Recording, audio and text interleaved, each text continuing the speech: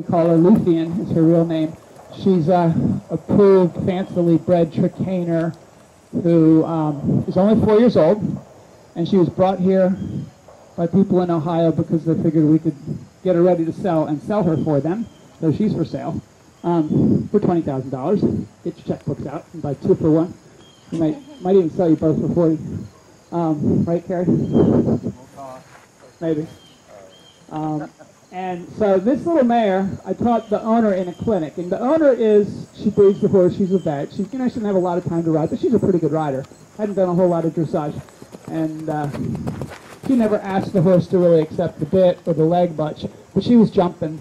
And the second day of the clinic, the horse was going on the bit and jumping, and we jumped it over some pretty big stuff. And you can tell this horse is bred to jump.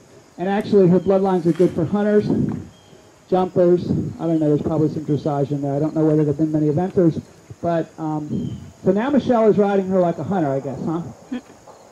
What we want to do with her, even though she's only 4, and you would think she couldn't do this, she can. She can do just about anything, and she'll do it for just about anybody. To show her like you would show a hunter, both on the flat and over fences, and show her more like you would show a jumper, which is something we're trying to teach her, or an event horse over show jumps. And Michelle used to ride hunters and jumpers before she took up eventing. Okay, so this canter, as you can see, the horse's head is low. It's really relaxed. It's really rhythmic, and she just sort of floats across the ground in a really beautiful way.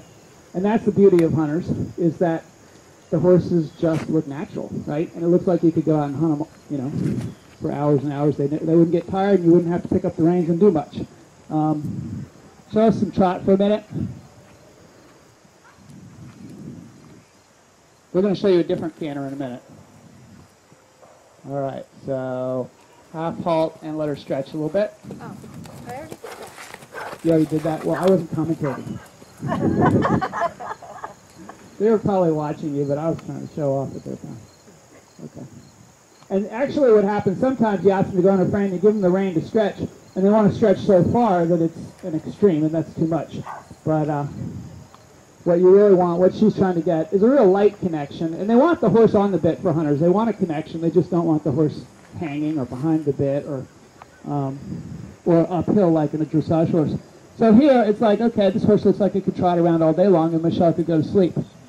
So that's good. It's carrying itself. All right, now pick her up and show us your, either your trot or your canter, the way you would present her. More for dressage, but also, this would be more like for jumpers too, because show jumpers tend to train their horses more like a dressage horse. They have to be more uphill. They have to be able to turn as soon as they land. They have to be able to shorten their stride really easily and be quick and really, really, really rideable to get around the courses they have to do. So this is the part she's only picked up. She's been here for 4 weeks, and Michelle took her to the young event horse competition last week, as she was getting ready, her job was to get the horse's pole up, to get the horse off its forehand, to show it as an event prospect. So here's what she's doing. She's got the pole up as it's the highest point, and she really has to sit up and almost hold her hands up to do that, because this young horse just, you know, she wants to lean. She's a little lazy. So she brings the front up, and then she has to use a little bit more leg to keep the feet moving and get the hind legs under. And that puts the horse in a position where she might be able to do a little circle like we were doing, although she's not ready for that small of a circle yet. And now trot sitting. Trot sitting, like you would do dressage, and shorten your reins up a little bit. Your hands up. Good. So this trot, you can see, unlike the hunter trot, is a little bit, there's more energy. It's more impulsion, it's more active. The horse's pole is higher. The horse's head is closer to the vertical.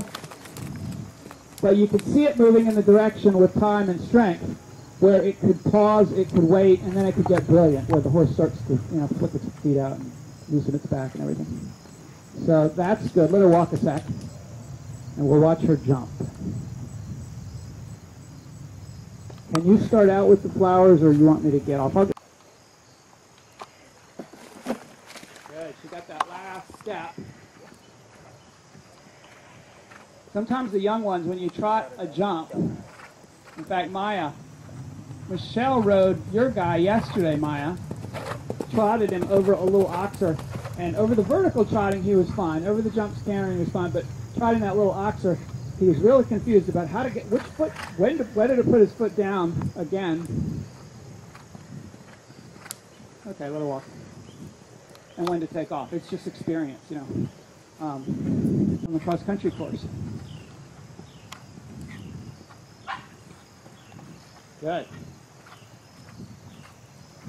Go ahead and just keep jumping a little. And actually, Michelle could tell you that she doesn't always this lucky. She doesn't always get there with these good takeoff spots where she can soften. And when she took her in the young event horse competition, she said that, I wasn't there, but she said that the horse didn't get as good scores in the jumping as it probably should have, because she felt like she didn't see her distances soon enough and she couldn't get that softening, and she held a little bit too much so that the horse would kind of feel held and tight in the reins. We might make her, I'm sure she'll screw up at least once we can watch.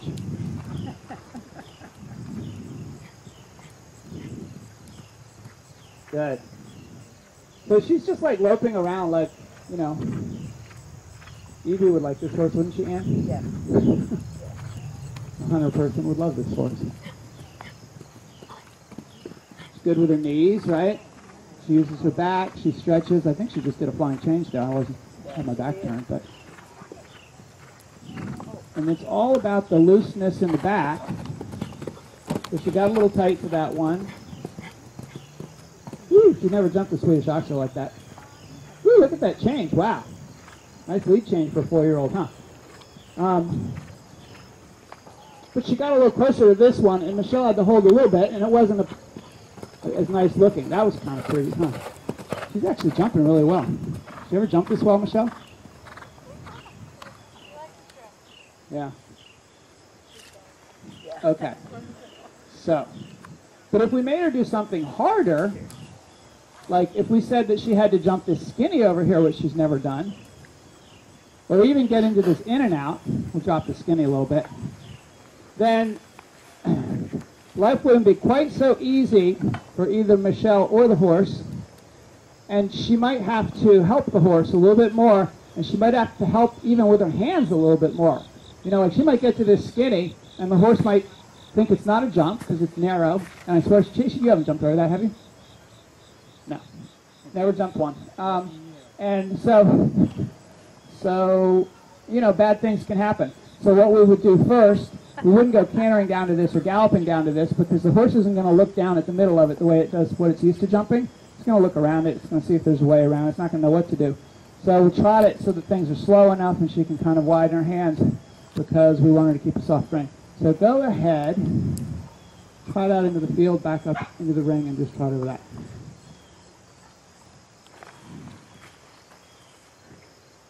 Then change direct. If it's good, change direction and canter it going away and go out into the field.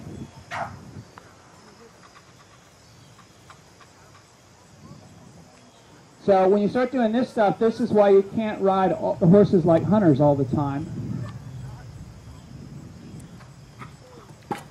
Good girl. So she did exactly the kind of thing you would expect on a horse who's never jumped a skinny, and she was lucky enough to have Michelle riding her, so she learned.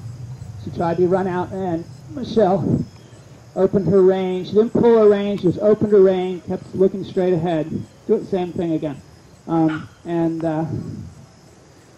Hopefully this time she'll know to go between the standards. She won't. Try that.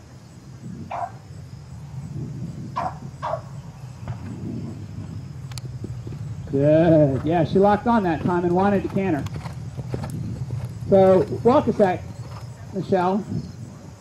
And why don't you canter right lead over that in a second. Go out of the field.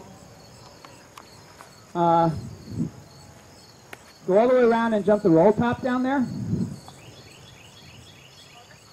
Then jump into the ring over the little baby log in the corner. And then try to set her up to get through this one strided in and out, which is about 21 feet. And then turn left. And jump, the center jump to the boxes, to the Swedish oxer down the line. Okay.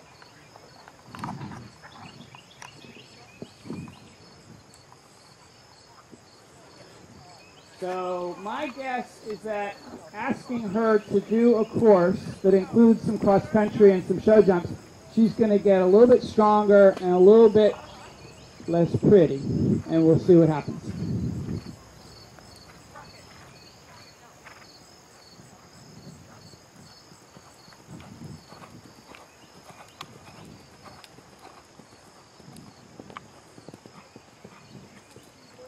Okay. Didn't wait long for that to happen. Go ahead and try it. So when that happens, we pretty much know it's going to happen again, because if they get away with it once, they'll do it again. So you got to change something. So what we're going to do is trot it this time. Good. And if we had a real problem, we'd put a rail along the side or something to guide her in there.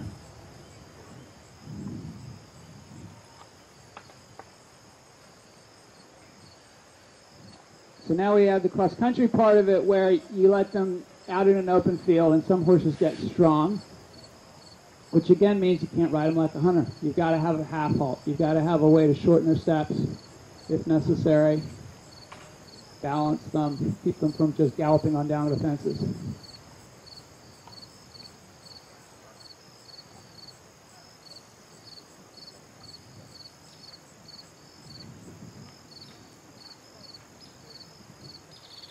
Okay, so now she's got to find this in and out here.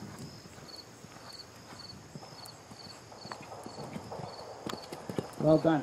So, yeah, Michelle did a really good job of shortening her stride up there and letting her know she's back in the ring.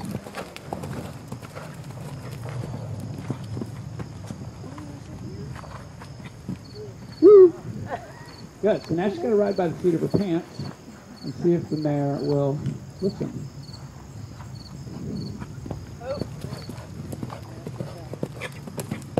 Hot diggity dog. That was a good ride. Good job. Woo! Man, we should have got that on video. We could sell that horse.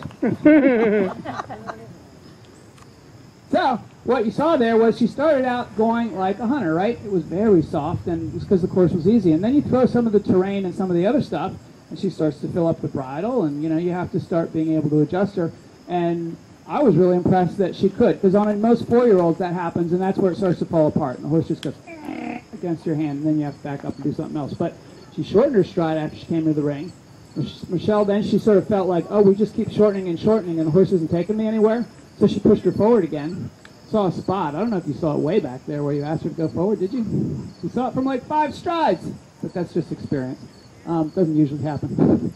But so she sent her forward to it, so that gave her confidence to jump in and then out. You know, 2 jumps in a row is a little bit scary. And then it got a little bit rough in this turn here to that second one, but she still managed to be rideable down to the other ones. And then she started jumping more like a show jumper would, kind of on the aids. So that was good. You can go. Michelle has to meet her boyfriend at the end of the road by 7 o'clock to drive a huge rig with motorcycles in it all the way to Atlanta, Georgia to go motorcycle racing. All right, you guys, come on down here. Sounds like fun. Yeah. Good time. Make sure you have